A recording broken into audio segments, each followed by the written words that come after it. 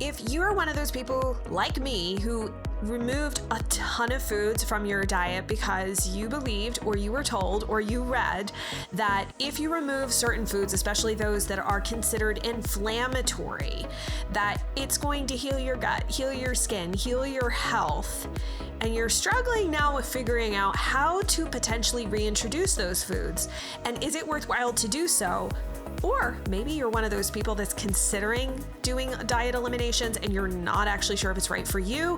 This is the episode that you need to watch. In this episode, we are going to discuss my journey as a clinical nutritionist, removing certain trigger foods, things that I was told that I was sensitive to, and the journey that I went on to reintroduce those foods. I am going to answer the question honestly about whether I would have done this again if I was to go back in time. And I can't quite give you an affirmative on that because it's a little bit complicated, but I want to explain to you why, so that way you can make the best decision for yourself. So let's dive in.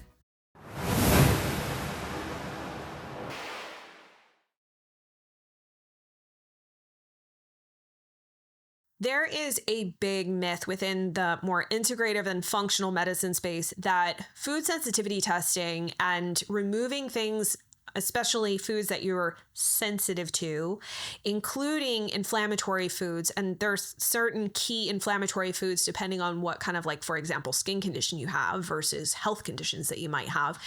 If you remove these foods, that you're just going to heal. And I do think that there is a power in food and in our diet that we cannot necessarily replicate through supplements and medication and whatnot. I do believe that food is medicine, but I also don't think that we're being entirely honest and forthright within the more like integrative functional medicine world about the pros and cons to elimination diets that oftentimes are painted as this rosy picture that will heal everything. And that's not necessarily the case. Now, with my own journey, let me just give you backtrack to 2008. I struggled with an immense amount of diarrhea, gas, bloating, feeling really lethargic, tons of brain fog, a ton of fatigue. I did not feel well. I did not look well. In general, I had struggled with gut issues for a really long time.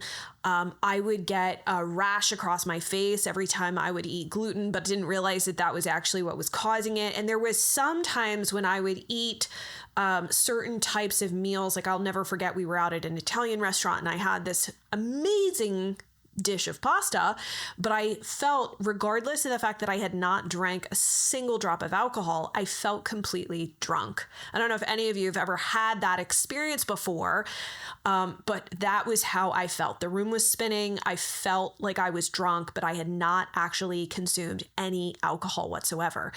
And so when I got the results of food sensitivity testing, because at the time, the nutritionist that I was working with was really big on removing foods that you were sensitive to and leaky gut and the obsession around all things leaky gut, that I thought that that was the way forward that was going to heal my gut, fix my life, fix all these symptoms. And granted, removing those foods, which came back on the food sensitivity panel, did make an improvement to my GI tract and my headaches and brain fog and all of that. But what I didn't fully understand, and I don't think what we understood at that time, is that the gut is more complex than just the foods that are put in it. And unfortunately, there can be other factors that drive something like leaky gut that aren't just the foods that you eat.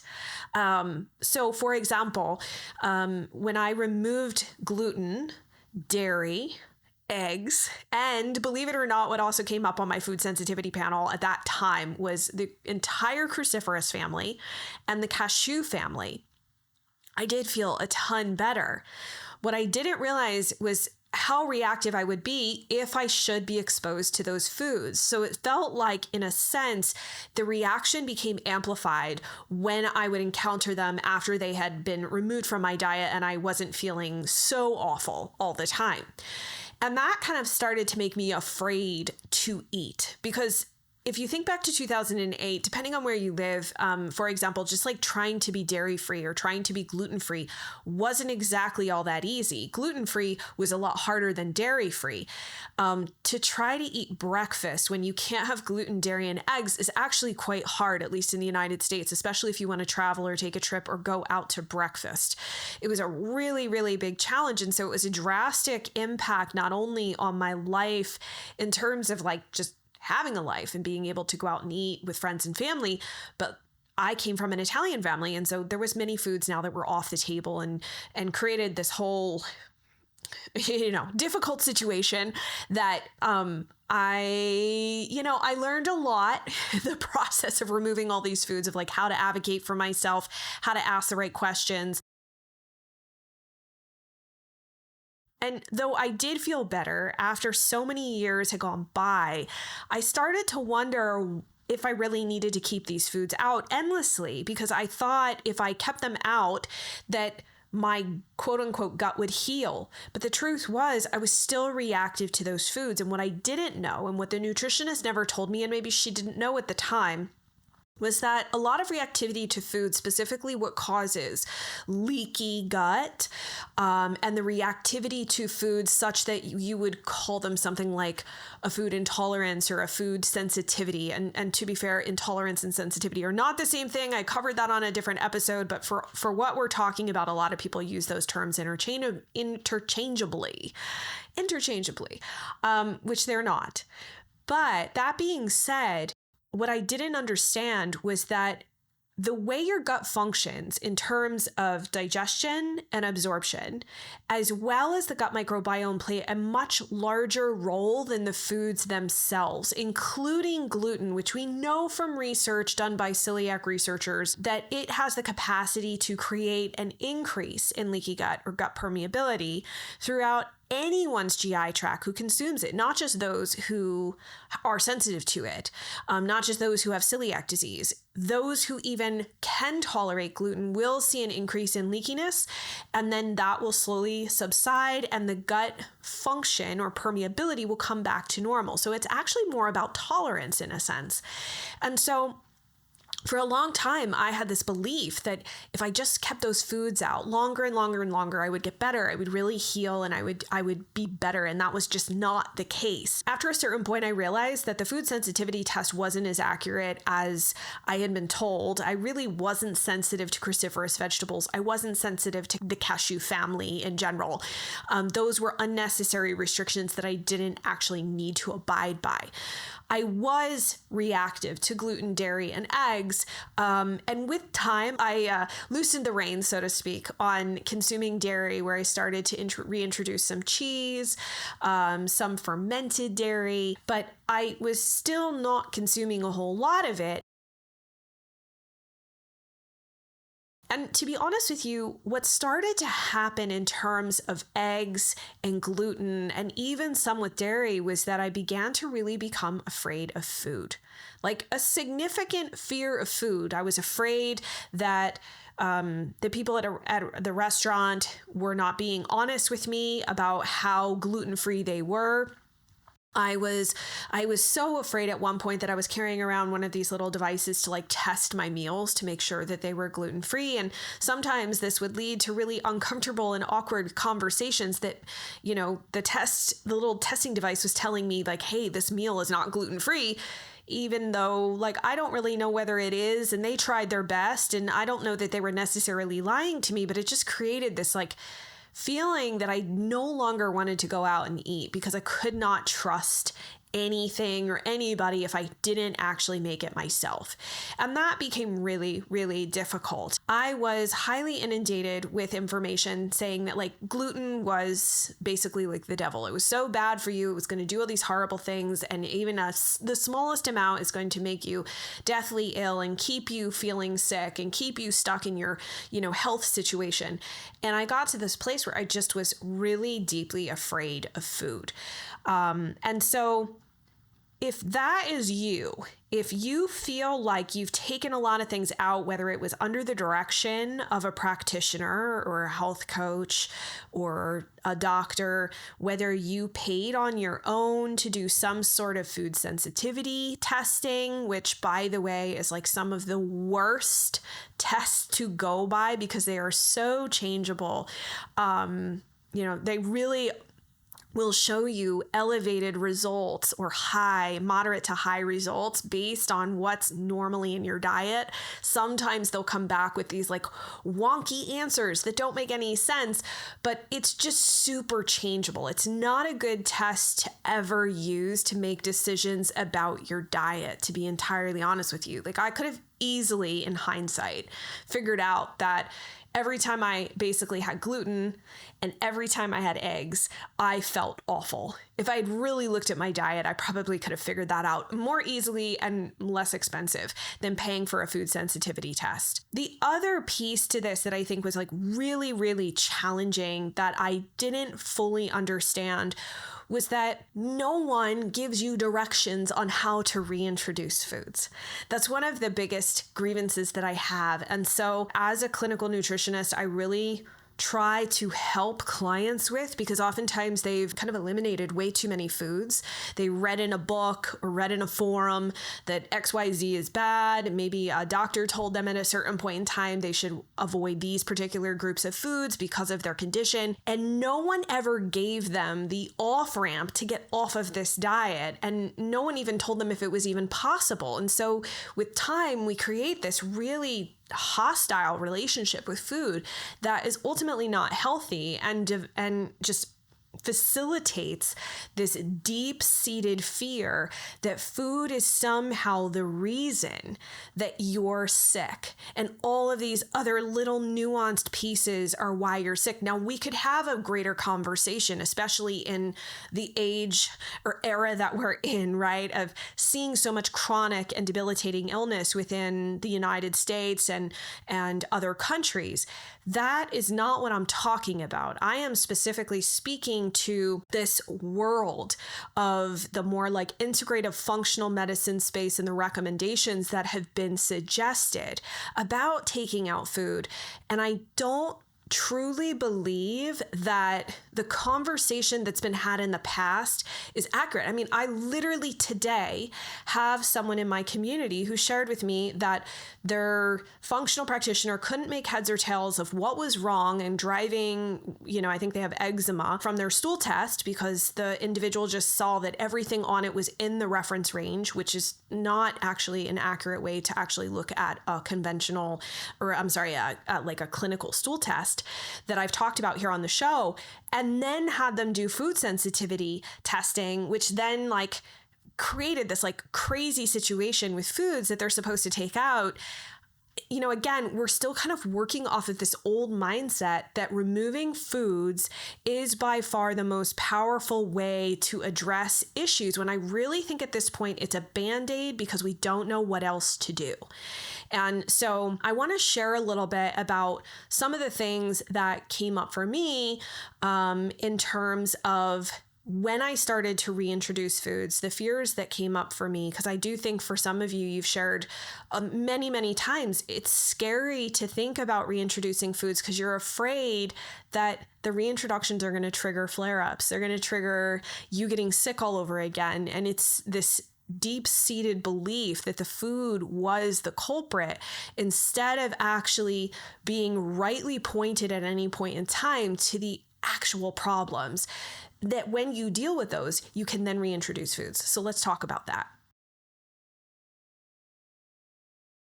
One of the scariest things that I was deeply afraid to reintroduce were chicken eggs, because the last time I had chicken eggs in, I think it was like March of 2008, I thought I was having a heart attack after eating 3 hard-boiled eggs with mayo, and was about to drive myself to the emergency room because I was in so much pain, and then became violently ill at home. And after kind of everything cleared out, I felt much better. After that was when I discovered that I had this like super high reaction on the food sensitivity panel that my nutritionist had run. Again, probably could have figured that out on my own if I had really thought about it. That being said, there was never any discussion at any point about trying to reintroduce eggs. No matter when I talked to that nutritionist, there was never, it was like, you're just going to have to leave them out for life, which is not actually true. A food sensitivity is something that you should, if you work on actually healing the underlying root causes of this kind of gut dysfunction, you should be able to reintroduce. And so anyway, long story short, I was terrified. Eggs were one of like the last things that I thought I would ever be able to reintroduce, because at the time I wasn't thinking that I could reintroduce gluten. That being said, back sometime, and I think it was like 2014, I had ran into Dr. Terry Walls, who's a good friend of mine. And we were talking about eggs and how I was so afraid to reintroduce them. And she suggested to try duck eggs. I don't have an egg allergy, like an IgE egg allergy. And so she said, you might actually do okay with some other type of egg, like quail eggs or duck eggs. See what you can get your hands on and give it a shot. I did try duck eggs. I was terrified to try. I picked a day to have them where I had nothing going on. So if I got sick, it wouldn't matter. Like, it was like a whole thing. And I had the eggs and I was fine. And duck eggs were like this entry to me, down the road of being able to reintroduce like a kind of more normal protein dense breakfast to my life, which I had really deeply missed for a long time. And so I had duck eggs for a long time, and it wasn't until about 2 years ago that I started thinking about, and mind you, I say 2 years ago, it's 2025 now. So 2023 is when I started to really reintroduce or think about reintroducing chicken eggs. And I was deeply, deeply afraid. I was so traumatized by having had them the last time. I had started having chicken eggs in foods, like mixed in. Like if you had made a gluten-free batch of cupcakes or muffins and there were 2 eggs in there, I'm like, okay, there's not a whole lot of eggs in that like one muffin out of, 12 or 18. So I was okay with that. One day I finally decided to try reintroducing them, and I tried a hard-boiled egg, and I'll never forget, I sat in the meeting with the team after I had eaten this egg, and I'm like rubbing my face, and I'm like, guys, do you see this here? Isn't it swollen? And everyone in the team is like, your face looks fine. Are you okay? And I'm like, I don't know. I think I'm having an allergic reaction.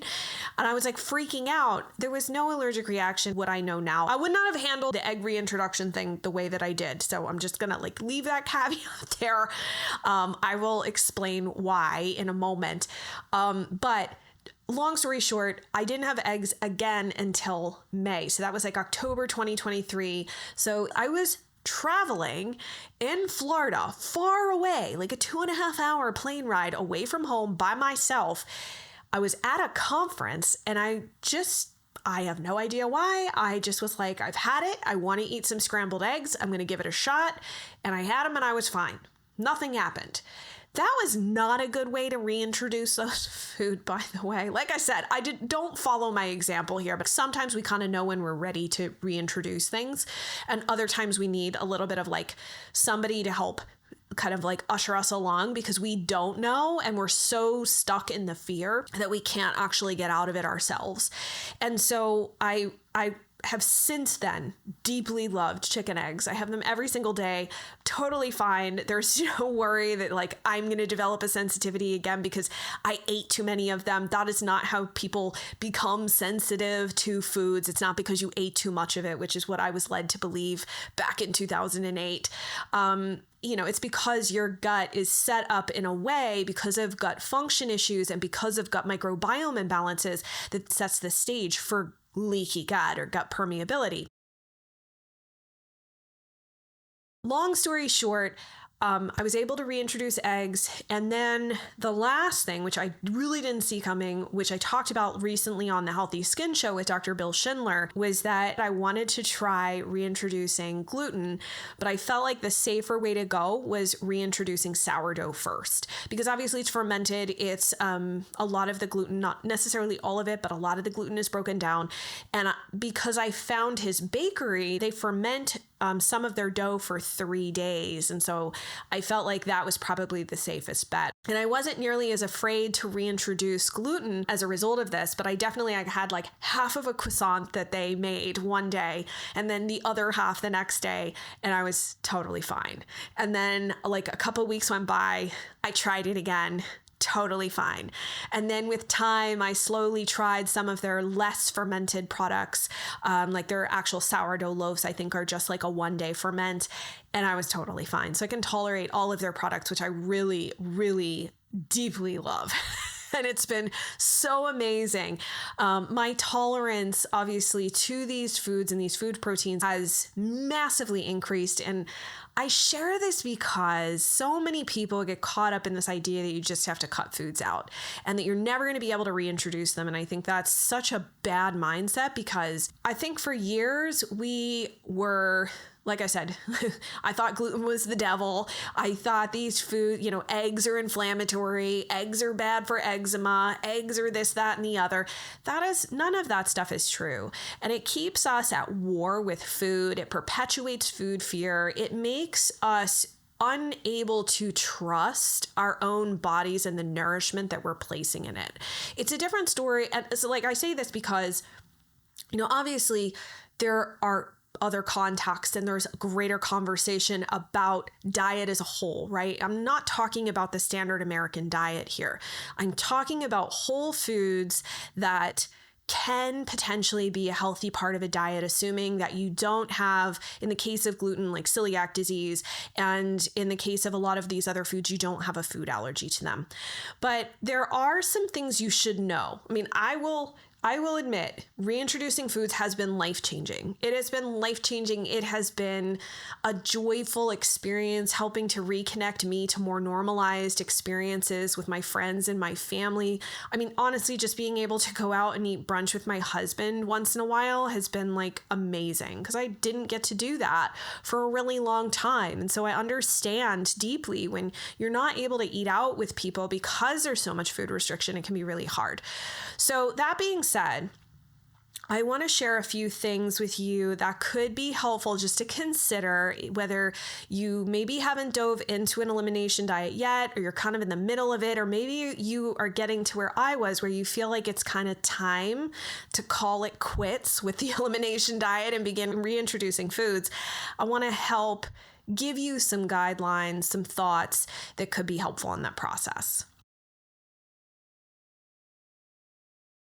The things that I wish that people knew about food eliminations before you start down this road is that they may not actually be necessary.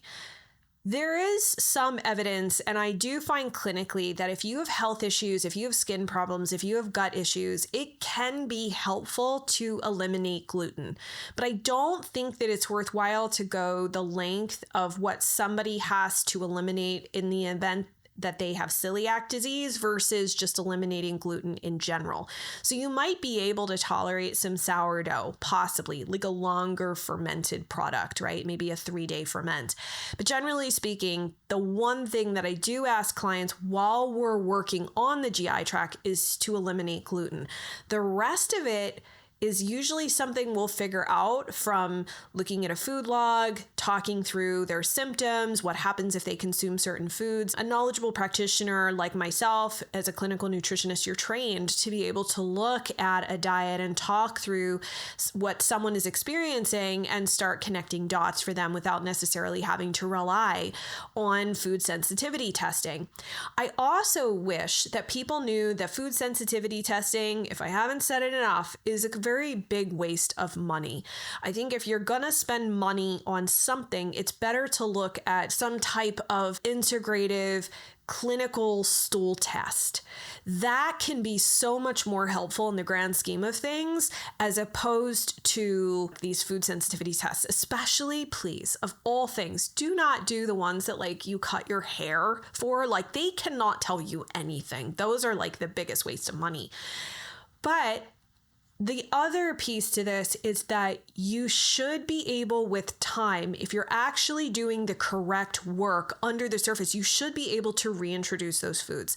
The idea that they have to be out for life is, number one, a very old idea. Number two, it's like outdated because we know now that that's not accurate, that you should be able to reintroduce them because you can actually reverse what's happening and correct what's happening throughout the GI tract in terms of gut function, including gut permeability or that leaky gut. The last thing is that why aren't we digging any further beyond foods? Because we're blaming the foods, but we're not actually asking why there's a problem with these foods. If we are truly sensitive to them, why are we actually sensitive to them in the first place? It's not like the foods came in and like wreaked havoc on things. I know that we can read plenty of websites that will state otherwise. There's plenty of these like inflammatory, I'm sure you can find very easily on YouTube many videos on different channels and big practitioners and big influencers that will tell you that like XYZ is really bad for you. They're very inflammatory. You should stop eating them. We're not talking about trans fats here, right? We're not talking about junk food. We're not talking about truly inflammatory standard American diet food here. We're talking about real whole foods. So let's put that into context. And while yes, you can find plenty of people who will be like, oh, I went on carnivore. I went on plant-based. I did X, Y, and Z. And look, I'm perfectly healthy. Ask them when they try to reintroduce other foods if they were able to do it successfully. And the answer is most likely no. The reason is that their GI tract was never actually healed, right? That leaky gut, the gut function issues, and the gut microbiome issues are still there, if not worse, because diet can't fix everything. I wish it could. I truly wish it could. It's one piece of the puzzle. It's not the full thing. If you have yet to do an elimination diet, or you're wondering maybe like if you've been on an elimination diet too long, you're starting to think about reintroducing food, I would beg that you consider 3 points. First off, diet is not always the issue. In fact, out of all the 16 root causes that I use to help clients figure out what's going on with their skin and their health, diet is just one thing. If diet's just one thing, then focusing on it solely and heavily is not going to be the thing that actually heals the underlying problems. That in and of itself, believe it or not, food eliminations, elimination diets, whatever you want to call them, are ultimately Band-Aids. They are Band-Aids that help bridge this gap between you not feeling well and you feeling okay, maybe, but they do not heal things. Period. We do know that. So it's not healing leaky gut. The typical gut issues that are the drivers, as I said, are gut function and gut microbiome issues. Now, certainly if you're taking NSAIDs, if you're doing the HIIT training, high intensity training, that kind of stuff, there's certain things, even we know from some research that glyphosate can be a factor in this. There are other factors. Stress can be a factor, but that is not most people. We like to lean heavily on those because we don't want to do the deeper work to look at some of these other things, which I think are so, so important. And I really do truly believe can make a huge difference for you. But the other factor here, that kind of second point, is they create a lot of food fear when you just lean on elimination diets. You do start to associate food as being the problem, food as being the thing that's driving all of your health woes. And you begin to look at something that should be nourishment as something that is attacking you. And that is not the case. If anything, it creates these kind of like massive stress response within the body that at a cellular level is like preparing to be attacked every time you eat, especially if you're going out to eat or you're going to a friend's house to eat and you can't control the meal. You're just like constantly on edge. What's going to go wrong, right? And like I shared about that first time trying to reintroduce chicken eggs, where I really thought that I was having a reaction to it, it was all in my head. Like I said, it's very possible, and I certainly take seriously having allergies and developing, and that's kind of like my third point where we're headed, and I'll mention more about this in a second, but you can certainly, I don't want to diminish the importance of considering someone having an allergic reaction, but at the same regard, we can have reactions that are not actual reactions. They are stress reactions. Essentially, we think we're reacting when we're not. So we do have to be mindful of the fact, like, is it a reaction or is this something that is being perpetuated by so much stress, so much fear that we have built up over the years around these foods? So my third reason, and the third point of caution, which I've been alluding to, is that we do see this kind of new onset of IgE food allergies in clients who've removed top 9 allergens where they didn't have an allergen to those foods before. And these are in adults, and these are unfortunately considered to be permanent food allergies. And in both cases in our client base where we've seen this happen, and I've talked to other colleagues that work in this space who've also unfortunately seen this happen in their clients. So I know for sure that this is not like a phenomenon that I'm only seeing. There's also been some research done in children that also does show this, but this is a little alarming that it's in adults developing this, where basically one client was told that eggs were bad for eczema. I think she read that online or in one of these books on eczema. Took out eggs entirely, didn't have them, I think, for maybe a 2-year period. And when we tried to reintroduce them, she developed a full-blown allergic reaction that now she requires an EpiPen. So, and she can't even add them in when they're cooked or baked into something. It's a significant life change for her that is really sad. We have another client that was told at a certain point, I believe by a functional doctor, to stop consuming dairy. She stopped all dairy. And when we tried to reintroduce goat milk, like I think it was goat cheese, she again developed what symptoms looked like an allergic reaction. We had her go to the doctor, and she now is allergic to all forms of dairy. And she was not allergic to that before. And so this is something that a lot of the functional folks are not talking about. They're not telling you, the food sensitivity test companies are not telling you that there is a risk that you could develop an IgE food allergy to one of the top 9 allergens if you take them out for too long of a period of time. And we're really not sure what that time frame looks like. From what we can correlate, it looks like it may be someone who takes the food out for somewhere around a year or more, but we're really not sure.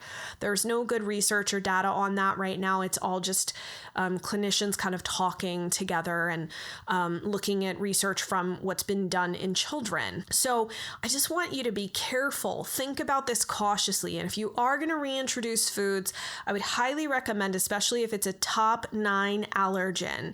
So things like dairy and eggs and shellfish, fish, nuts. If you've removed those, I would highly encourage you to have some Zyrtec on hand. This is something that allergists have discussed here on the Healthy Skin Show, so I can link those episodes up in the show notes. But I would also recommend you discuss it with your doctor first to see if they have any concerns, and make yourself aware of what the signs of an allergic reaction actually look like, because in both instances, these individuals just thought it was a flare-up of symptoms, whereas when they relayed that to me, I was like, no, that sounds like an allergy. You need to get to a doctor. So we really want to be careful and not just treat food as this benign thing, right? Because we know it's not. We can develop reactions to things that we didn't intend to. And you might go, oh, well, it's no big deal. I can't have eggs anymore. I don't eat them now, or dairy. I don't eat it now. So I wouldn't even care if I developed an allergy to it. But the reality of it is, when you have an allergy, that's a much bigger deal. That's life-changing. You have to carry an EpiPen with you wherever you go, because you don't know if there is cross-contamination in food that you're eating out. And also, I can tell you that the people who this has happened to, their response is feeling really sad. Like they may have done this to themselves inadvertently, because nobody wants to do this. Nobody wants to go through this. I impart this wisdom because I wish in hindsight that someone had had this conversation with me, that somebody had shared with me that it's possible to have reactions to foods in this way, to create longer lasting challenges that I, was never aware of, that there should be off ramps. If a doctor or a practitioner is recommending an elimination diet, the first question you should ask them before you even entertain the idea of following through with this is, how long am I going to be on this diet? diet and how am I going to reintroduce these foods and what are you going to do to help me reintroduce them? And if they don't have a plan for you, that's a problem. That's something that really needs to be hammered out. You shouldn't just be left on an elimination diet endlessly. And obviously this whole discussion about food sensitivities and eliminating food is not the same as having an IgE food allergy. It's not the same, right? Those are different. That is a really can be a really serious medical condition. We're just talking about diets where people have tried eliminating things because they thought they were sensitive or reactive to them, but it doesn't necessarily go to the extent of being or qualifying as an allergy. So I hope that this perspective is helpful. If I was to go back, I can tell you that I wouldn't have taken the foods out for as long as I did. And I really wish that I had taken more time to actually work on my gut and my health and my stress and a lot of the other things that were burdens upon my system. I wish that I had realized much sooner that those issues required much more energy and focus put into them than just eliminate food. That is what I wish, because I feel like I missed out on years of being able to enjoy, especially when traveling to, foreign countries where I might not go back, or places and cities that I might not go back. I've missed out on food experiences that I think in hindsight would have been nice to have had.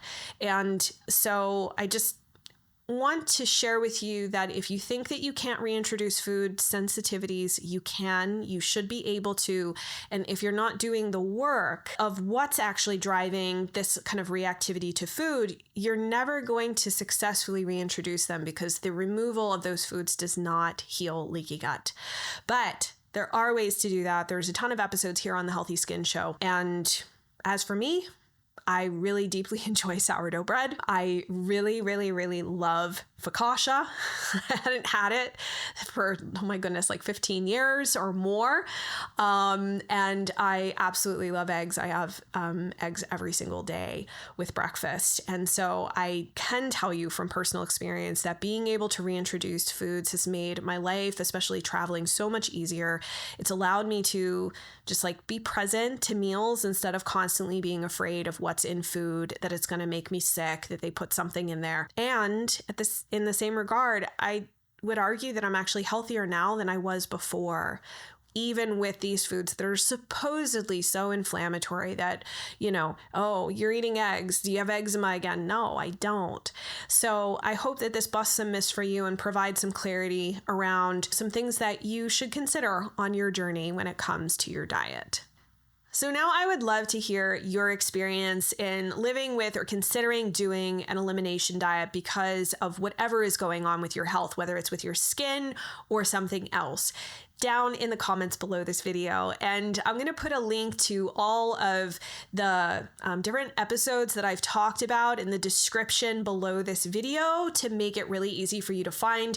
You can also locate the full transcript if you'd like to take a look at that over at skinterrupt.com/381. And if you're here watching these videos, I'm willing to bet that you're looking for the hidden triggers under the surface driving your skin nuts. And that's why I've put together a free guide for you that will help you figure out those root cause issues, as well as the action steps that you can take based on a root cause approach tailored to your specific skin diagnosis. If you'd like to download this guide, you can head on over to stopmyrashesnow.com and enter your information and you'll get access immediately to that free guide. Then remember to hit the thumbs up if you found this episode helpful and you'd love for me to create more like it. And hit the subscribe button. That way you get notified when daily content is available. Thanks for joining me, and I look forward to diving deeper with you in the next episode. If you enjoyed this video, you need to tune in to this video next. Then make sure to hit the subscribe button so you get notified as soon as a new episode drops. I'm excited to see you there and dive deeper with you on your skin healing journey.